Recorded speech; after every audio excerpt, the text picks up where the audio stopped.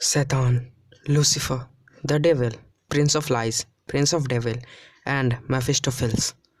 जी हाँ दोस्तों, आज मैं बात करने जा रहा हूँ मार्वल कॉमिक्स के एक ऐसे विलन के बारे में जो कि कई रिलीजन में भी एक डीमन के रूप में सिंबलाइज किया जाता है।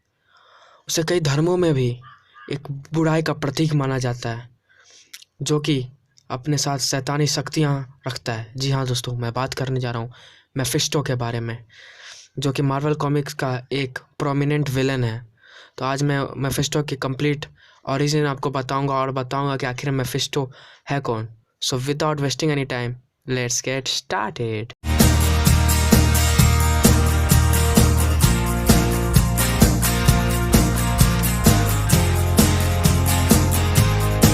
सो गाइस, मेफिस्टो, जिसे द बाइबल, होली बाइबल में मेफिस्टोफिल्स के नाम से भी जाना जाता है, यानी कि गाइस ये एक रिलीजन का भी सिंबल है।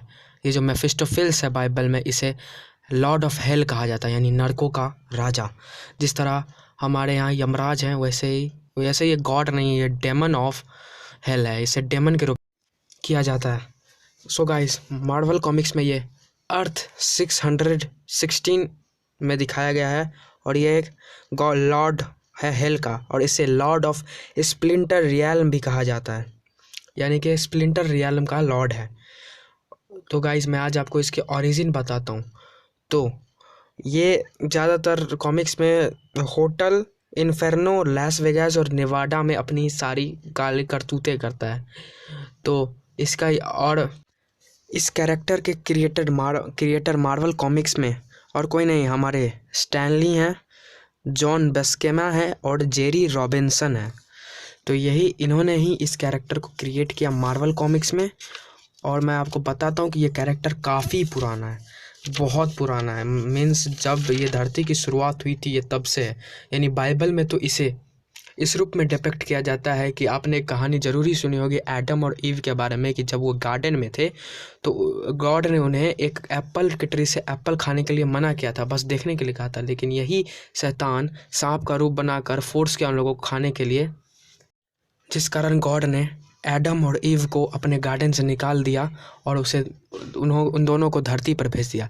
तो यानी कि धरती पर जीवन के शुरुआत में ये भी शैतान निर्भर करता है। तो हमें एक तरह से इसको थैंक यू बोलना चाहिए, इसी के कारण धरती पर जीवन आया। तो जी हाँ दोस्तों, गार्डन से निकालने का, यानी कि आप इससे अंदाज़ा लगा सकते हैं कि ये कैरेक्टर कितना पुराना है। और इसे ही फिर स्टैनली ने मार्वल कॉमिक्स में इंक्लूड कर लिया। तो हम यहाँ बात और मेफिस्टोफिल्स यानी कि बाइबल और या फिर कहीं और की कहानियों से नहीं करेंगे। यहाँ हम बेसिकली बात करेंगे मार्वल कॉमिक्स में जब अपेयर हुआ, यानी मार्वल से रिलेटेड इसका क्या ओरिजिन है उस बारे में, और कहीं ओरिजिन से बात नहीं करेंगे। वैसे ये बाहर में देखा जाए तो सबसे पहले ये दिखा था Bible tales for young folk 1953 के इशू में। लेकिन ये तो बाइबल टेल्स है, तो मैं आपको बता दूं कि मार्वल कॉमिक्स में इसका first reference silver surfer issue number 3 1968 में हुआ था। यानी सबसे पहले ये silver surfer comics issue number 3 1968 में एज अ विलेन के रूप में दिखा, और इसे ओलंपियन मैथोलॉजी में गॉड ऑफ द डेड भी कहा जाता है। तो और मैं आपको बता दूं कि ये जो महाशय हैं, ये कोई ऐसे वैसे इंसान नहीं है, इंसान का डेमन नहीं है। इनकी दुश्मनी मार्वल में बहुतों से है। ये बस एक कैरेक्टर के दुश्मन नहीं है, इनके तो काफ़ी दुश्मन है। मैं आपको बताता हूँ। पहले दुश्मन तो हमारे गॉड ऑफ थंडर भैया हैं, यानी कि थॉर हैं, जो कि ऑब्वियस है क्योंकि थॉर भाई तो गॉड हैं और ये डेमन, तो उनका आपस में लड़ाई होना तो स्वाभाविक बात है क्योंकि गॉड और डेमन एक दूसरे से लड़ते हैं। तो पहला विलन अगर है ये किसी का, तो वो है हमारे थॉर का। सेकंड विलेन है ये अगर किसी और कैरेक्टर के, तो वो है हमारे कॉमिक्स के कैरेक्टर, सबसे आइकॉनिक कैरेक्टर घोस्ट राइडर के। जी हाँ दोस्तों, और ये सबसे पहले घोस्ट राइडर जो बनाया था इन्होंने मैमथ के टाइम पे, तो एक इंसान को बनाया था जिसका इंसान को इसने स्पिरिट ऑफ वेनगेनेंस दिया था, जिसके बाद से वो पहला घोस्ट राइडर बना था। तो ये तो इन दुश्मन अगर ये किसी कैरेक्टर के हैं तो वो घोस्ट राइडर के हैं। एंड जो थर्ड, और ये अगर किसी के दुश्मन है तो वो थर्ड कैरेक्टर डॉक्टर स्ट्रेंज है, जो कि आगे चल के होने ही वाले हैं। अब एमसीयू की फिल्मों में भी होने वाले हैं मेफिस्टो इनके दुश्मन, क्योंकि ये भी जादुई इंसान है और वो भी जादुई हैं। और फोर्थ जो कैरेक्टर है वो है हमारे, जी हाँ, आयरन मैन। आयरन मैन से भी इनकी बहुत पुरानी दुश्मनी है। अब ये तो कॉमिक्स में है, अभी तक एमसीयू में नहीं है और अभी तक हो भी नहीं सकती, क्योंकि बेचारे हमारे यूनिवर्स के आयरन मैन, एमसीयू के आयरन मैन की तो डेथ हो चुकी है। RDJ we love you 3000। और फोर्थ कैरेक्टर कोई और नहीं, हमारे स्कारलेट विच यानी कि वांडा मैक्सिमॉफ है, जो इनकी सबसे बड़ी दुश्मन है इस कैरेक्टर की। यानी कि हमारे स्कारलेट विच को भी इस मेफिस्टो ने परेशान करके रखा है। इस House of the M comics से इसने उस वांडा के दिमाग पे अपना कब्जा जमा लिया था और इल्यूजन पैदा किया, जो उस वांडा ने अवेंजर्स को भी मारना स्टार्ट कर दिया। तो सोच सकते हैं कितना ताकतवर है जो वांडा को अपने बस में कर ले। और यही नमूना हमें दिख सकता है हमें वो एमसीयू के वेब सीरीज वांडा विजन में। तो ये अगर ऐसा हुआ तो ये दिन दूर नहीं, शायद हमें एमसीयू में भी मेफिस्टो के कारनामे जल्द ही देखने को मिलेंगे, जो काफ़ी मज़ेदार होगी। और इतना ही नहीं, कई और कैरेक्टर्स हैं जो कि मेफिस्टो के दुश्मन हैं, जैसे कि आयरन फिस्ट, नाइट हॉक। यानी कि इन भाई साहब का बहुत लंबा चौड़ा कच्चा चिट्ठा है। जब भी हम खोलने बैठेंगे तो पता नहीं ये वीडियो कितनी बड़ी हो जाएगी। तो हम नॉर्मल में समझेंगे कि इसे एमसीयू में आने से पहले हमें इसके बारे में कितना जानना चाहिए। तो ये तो हो गई भाई मेफिस्टो की कहानी। तो चलिए अब हम गौर करते हैं इसके कुछ। तो पहला पावर है इसका manipulating the forces of many thing magic. जैसे कि ये बहुत सारे मैजिक को मैनिपुलेट कर सकते हैं, जिसका सबसे बड़ा एग्जांपल है डॉक्टर स्ट्रेंज और वांडा विजन। दोनों के मैजिक को ये काफ़ी अच्छा से मैनिपुलेट कर सकता है। दूसरा है सुपर ह्यूमन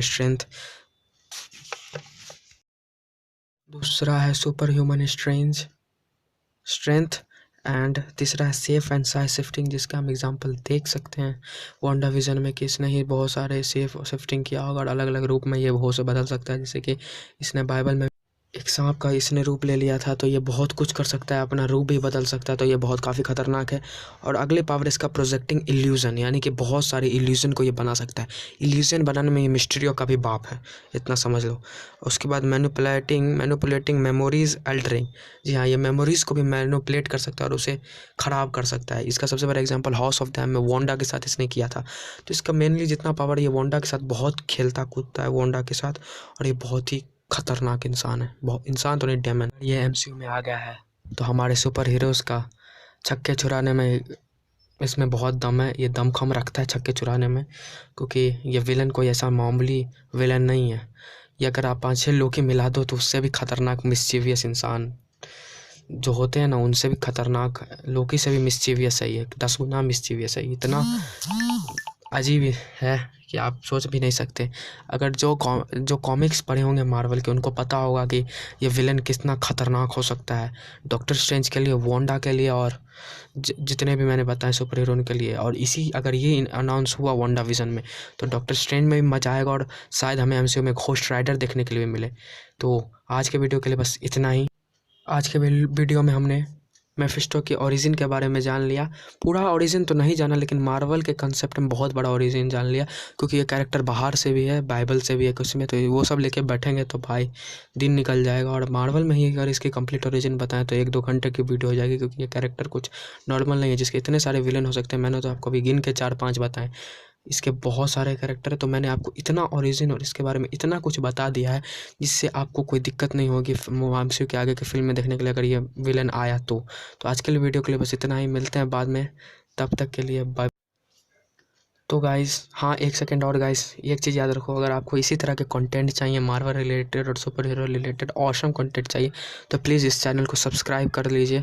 अगर वीडियो अच्छा लगा हो तो लाइक कीजिए, नहीं अच्छा लगा हो तो भी डिसलाइक भी कर सकते हैं। और हाँ, अपना कमेंट, अपने सजेशन में क्या आपको कैसा लगा मेफिस्टो के बारे में, ये बारे में जानकारी ये ज़रूर लिखिएगा। तब तक के लिए बाय बाय, टेक केयर।